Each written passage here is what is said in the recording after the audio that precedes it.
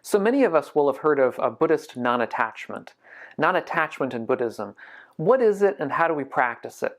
We'll discuss that coming right up.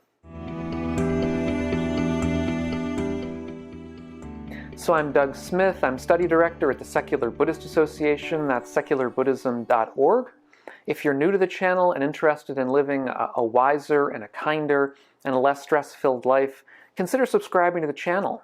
And one of the ways that we can live a wiser and a kinder and a less stress-filled life is to understand what non-attachment is, and understand how to practice it, understand what the goal is, understand why. And so this is what we're going to be delving into today. And basically, our attachment to things is our emotional involvement with them. It's a particular kind of emotional involvement, though. It's not just any emotional involvement, it's a particular kind. In particular, it's our desire that certain things remain the way they are. So for example, when we're in a very pleasant place, let's say we're on vacation, we're out at the beach, we're lying in a lounge chair, we become attached to that. We don't want it to change. We enjoy it so much. Similarly, attachment has a negative side, which is also known as aversion within Buddhism. And that is, it seems a little bit contradictory to say this, but our aversion is a kind of attachment because what it is an attachment to what is not happening. So for example, if we have to go to the dentist, if we're sitting in the dentist chair, we're usually aversive to that. We have aversion to it. We don't want to be there. What we might say is that we're attached to not being in the dentist chair. So basically attachment has two faces. It's our desire that pleasant things remain the way they are, and our desire that unpleasant things change. And of course we know that all things change, and so no matter what pleasant thing we're undergoing, it's going to have an end. And this is why attachment always leads to pain in the longer term. To suffering in the longer term, a kind of a psychological suffering, because there's no pleasant thing that always remains with us.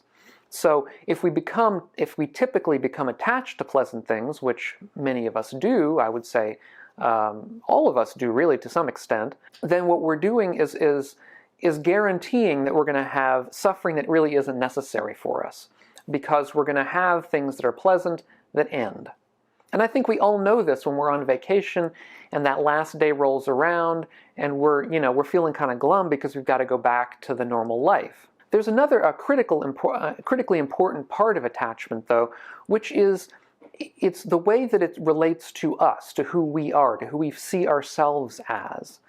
In other words, attachment is, if you like, a linkage between parts of the world and what we see as ourself. So for example, we identify ourselves with things. We see things as who we are, whether it be a certain kind of a political persuasion, whether it be a certain kind of national persuasion, what country we are, what we're from, whether it be from what city we're from, our sports team that we identify with. And we can see how this identification, of course, has its pleasant aspects, that's why we do it, but it also leads us into longer-term suffering.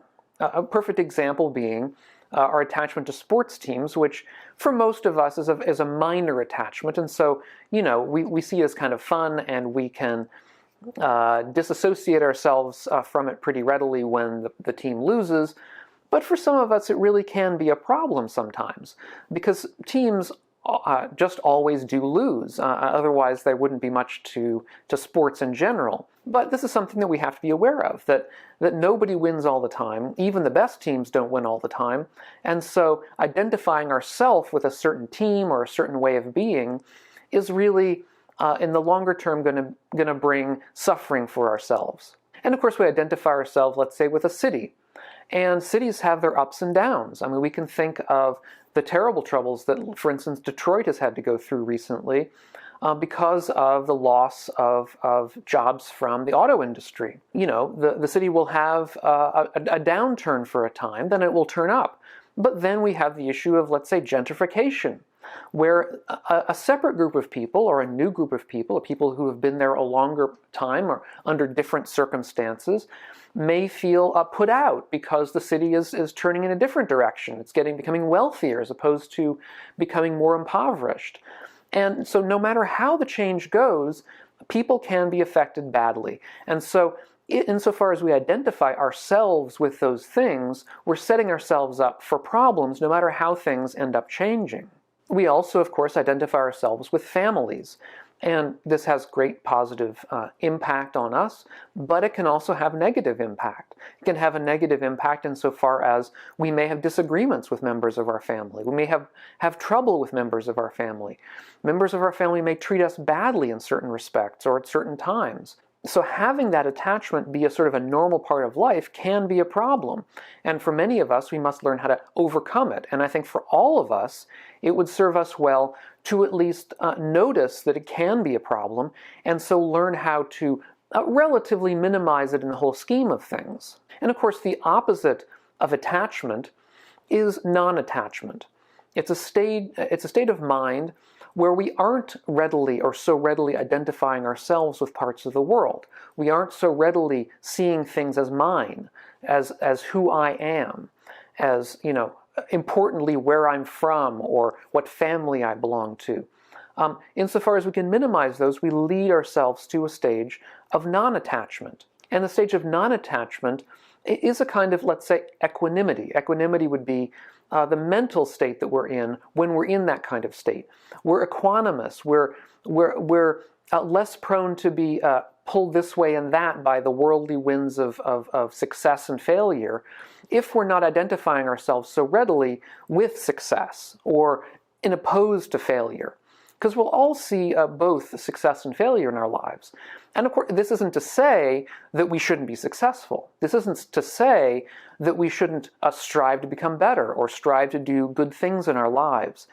It's rather to say that we should be concerned with not identifying ourselves so readily with outcomes, which are not guaranteed, but rather to enjoy the process, to find joy in the process. And, if the correct outcome comes, if the great outcome comes, then that's great. If not, then we accept it with equanimity and move on. Now, just as non-attachment has an opposite, which is attachment, it also has what's called a near enemy. Near enemy, I believe this is a term that comes from a later form of Buddhism. I haven't actually researched it. It would be interesting to know where it comes from. If you do, put it down in the comments down below. I don't believe it comes from the early texts, but that doesn't matter. It's nevertheless an important concept to get our minds around. Non-attachment has a near enemy, which is to say, a state which sounds like non-attachment, but isn't. And many times Buddhists themselves, or people practicing the Buddhist system, may mistake one for the other. And also it does sometimes unfortunately happen that people who are not Buddhist or who are not very familiar with Buddhism may also mistake one for the other and think that Buddhists are saying one thing when they're not. And that is to say, now we'll get to the point here, the near enemy of non-attachment is indifference, is disinterest. We might think that being indifferent to the way things are or disinterested in the way things are, well, that's the right way to practice non-attachment. But here's the point, that's not. That would be a mistake. Disinterest or indifference means a kind of total emotional divorce from what's happening in the world, or whatever that particular case is, whatever the particular case that we're not interested in. And we all know that this happens from time to time, and all of us have things we're disinterested in. And that's not necessarily a problem, but that's not non-attachment. Because non-attachment is the kind of mental state that not only is compatible with kindness and compassion, but that really should go along with kindness and compassion and sympathetic joy and equanimity, of course, which those are the four of the so-called Brahmaviharas, or divine states of mind, the sort of higher states of mind or higher emotional states that we're trying to cultivate. And so non-attachment should be a kind state of mind. It should be a state of kindness.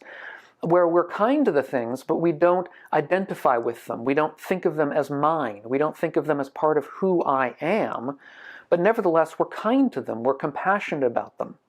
Whereas looking at them with disinterest or non-interest, or just not, not getting ourselves involved in that stage, is really not looking on them so much with compassion as with complete blankness.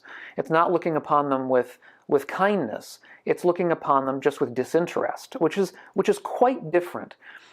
In certain ways, of course, it's close. That's why it's a near enemy. We say a near enemy of non-attachment. It's near in certain respects. That is to say, it also doesn't have the states of attachment, but it's an enemy, or it's a different state in being, I think, unskillful in many respects. It certainly is unskillful in many of the important ways that we can relate to the world. The great Buddhist practitioner Joseph Goldstein once described the state of non-attachment in his book One Dharma, where he looks to sort of unify Buddhist Dharma and all the different Buddhist schools within the context of a contemporary Western kind of practice. And he looks at non-attachment as being central to that. At one point in the book, he really does focus on it as critical to what Buddhist Dharma is. He says, the mind of non-grasping, which is another way of saying non-attachment, is the essential unifying experience of freedom. That is, it's the essential unifies all the different schools, all the different approaches, all the different practices of Buddhism in this experience of freedom. Because a non-attached mind, a mind of non-identification, of non-grasping, is a state that's free. It's free from that kind of attachment. Because an attached mind is, to that extent, unfree. And I've discussed this kind of feature in a previous video on Buddhist free will in Buddhism, which I'll link to up here on the screen if you're interested in seeing it. But the general point here is that we're looking for a skillful state of mind, a skillful state that is not attached to certain aspects of the world as identified with who I am, but that rather is free to act without these kinds of identifications, simply on the basis of kindness and compassion and sympathetic joy, which are the overarching emotional states that really lead to skillful behavior. So how we practice non-attachment is, of course, an enormous topic in itself. We might even say that when we're asking how to practice non-attachment, we're asking how to do Buddhist practice. So it's everything. It's all of the Eightfold Path. But just to cut it down a little bit for the purposes of this video, I would say one of the aspects that we can practice when practicing non-attachment is to become aware of the ways in which we are not the things around us. We're not actually identified with them. They aren't actually ours in any fundamental sense. Of course, they're ours in a conventional sense, but we don't actually have control over these parts of the world we consider ours. We don't even have control over ourselves perfectly. We don't have control over our states of mind. So even our states of mind, in a sense, aren't ours. They're things that arise and pass, just as states of the world arise and pass. And when we come to see that these things are not ours, that they're not who we are because they're continually changing, then we can relax around this notion of them being who we are, and then we become less emotionally involved when they change from ways that we would like to ways that we would not so much like. This is a deep and complex teaching, and so if you have questions and comments, please do put them down below, and we'll try to get to them, and maybe other of you who see questions or comments down there can try to answer, or I'll try to chime in and answer if I can see them and have something important and interesting to say. If you're interested also in further kinds of discussions around these things or topics that I can bring up from time to time, check out my Patreon page, which is linked to down below. Thanks so much to all of you for being here. Thanks so much for your kind comments and your great questions up until now.